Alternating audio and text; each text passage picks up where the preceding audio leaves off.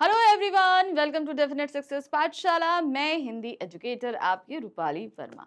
तो हमेशा कुछ ना सिखाती, समझाती, पढ़ाती, बताती रहती हूँ। लेकिन जब ये दोहों का संसार लेकर आती हूँ तो अपने मन की बात आपसे करने का मुझे एक मौका मिल जाता है। 2 मिनट का ही सही, छोटा सा मौका मिलता है।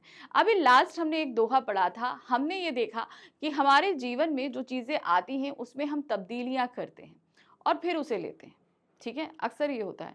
हम ईश्वर से प्रार्थना करते हैं कि हमें कोई ऐसा मिल जाए, मिल जाए, मिल जाए, और जब मुझे हमें मिल जाता है तो हम उसमें बदलाव करते हैं। चाहे व्यक्ति हो, चाहे परिस्थितियाँ हों, चाहे कोई भी चीज़ हो, उसमें हम बदलाव करते हैं। हम उसे जस का तस स्वीकार नहीं करते। और जब वो व्यक्ति या स्थितियाँ, खाद्य पदार्थ कुछ भी जब बदल जाता है तो कहते हैं उसमें वो टेस्ट नहीं है, वो बात नहीं है जो एक्चुअल में होती है। तो मैंने जब ये लास्ट वाला दोहा जब पढ़ा था और आपको पढ़ाया था, तब मैंने एक्चुअल में देखा। जैसे मैं बोलती हूँ ना कि दोहे पढ़ाते समय बहुत सारी चीज़ें मैं जो आपको बताती हूँ, मैं उनसे खुद भी बहुत सारी चीज़ों को सीखती हूँ।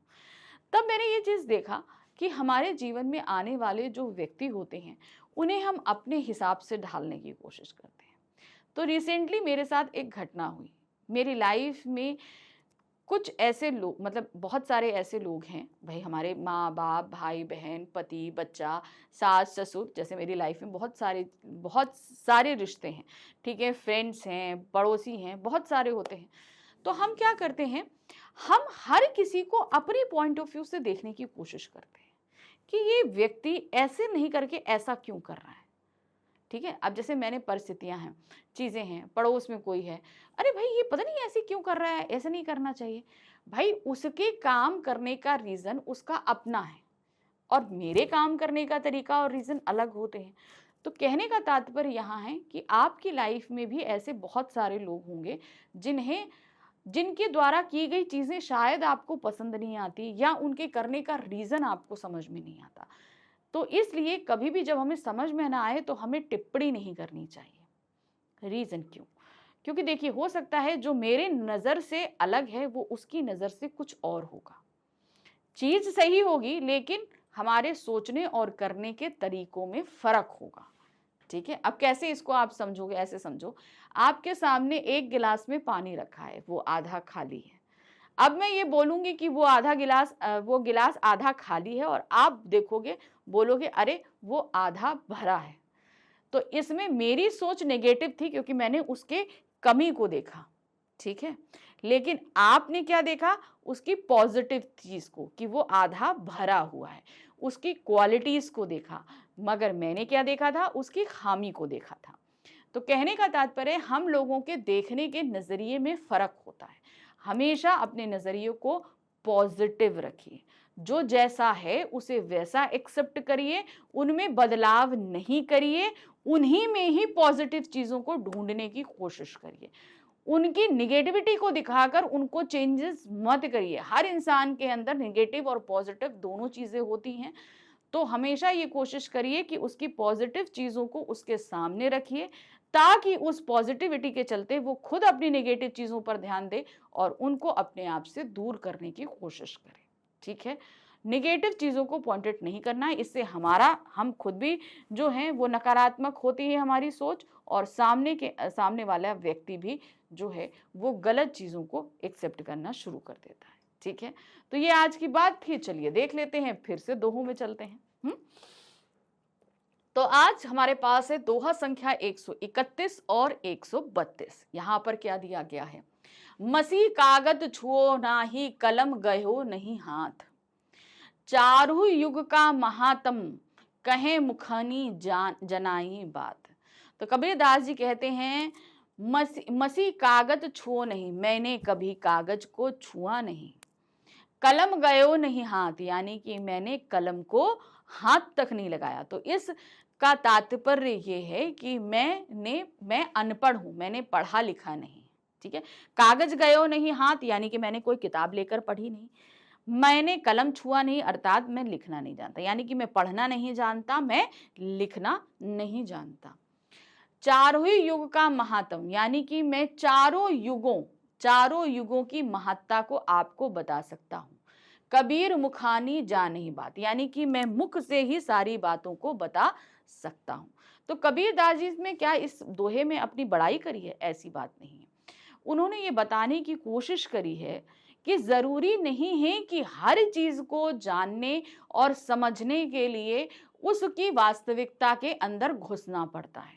कुछ चीजें हम दूसरों के जरिए भी जान सकते हैं, समझ सकते हैं। अब इसको ऐसा समझो कि समुद्र इतना गहरा है, जैसे हम लोग सभी लोग जानते हैं कि समुद्र की सबसे डीपेस्ट पॉइंट मरियाना ट्रेंच है, हम लोग सब लोग जानते हैं।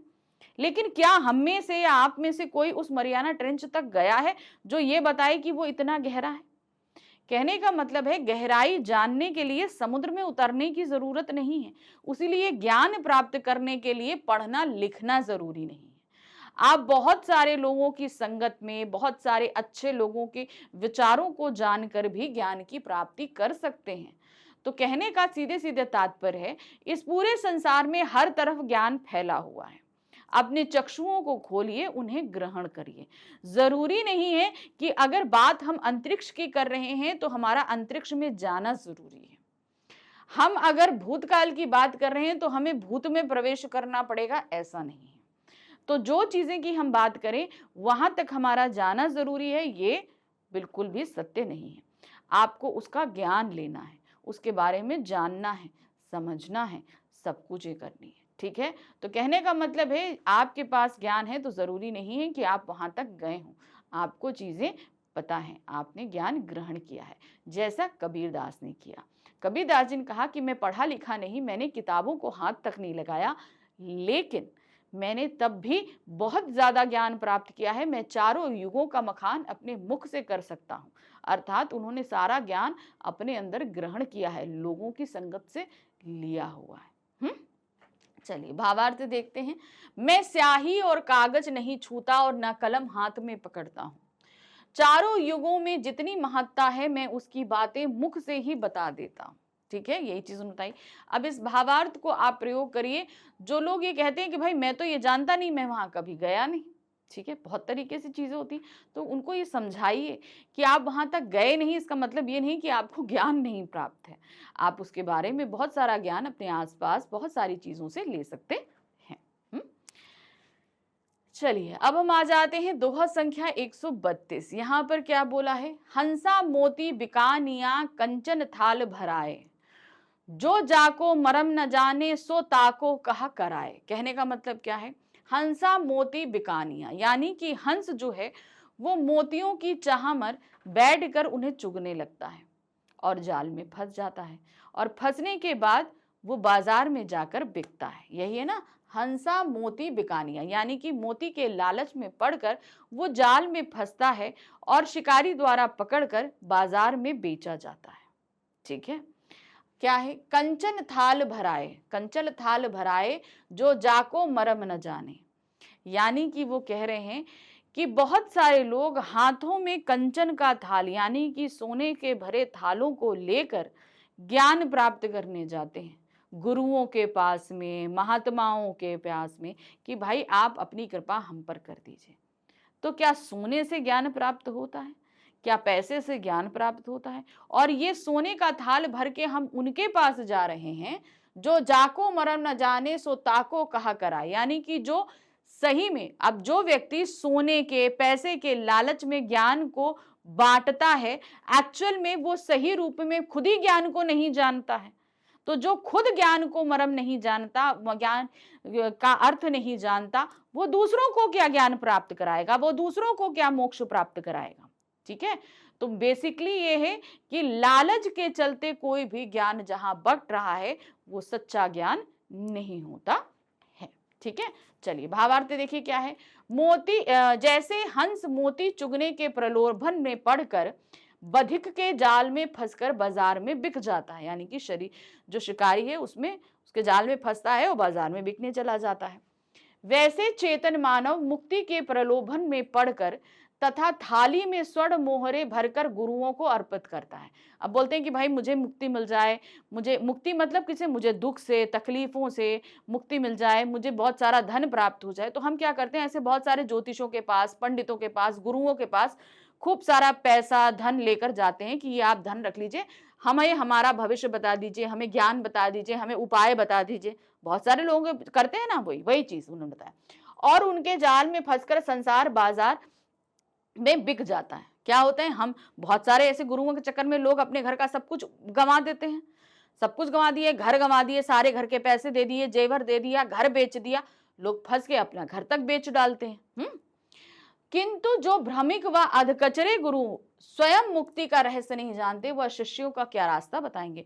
तो कहने का मतलब है, जो व्यक्ति पैसों के लालच में आकर पैसा लेकर आपको मुक्ति का रास्ता बता रहा है, जो खुद मुक्ति का रास्ता नहीं जानता, जो खुद ज्ञान नहीं करता, वो आपको क्या मुक्ति का रास्ता बताएगा। तो बेसिकली है, यहाँ पर इस दोहे के माध्यम से कबीर दास जी ने उन लोगों पर कटाक्ष किया है जो कि धर्म के नाम पर पाखंड करते हैं, यानी कि दिखावा करते हैं, अपनी पैसों, अपनी जेब भरने की कोशिश करते हैं। तो ऐसे लोगों के ऊपर इन्होंने सीधे सीधे कटाक्ष किया है।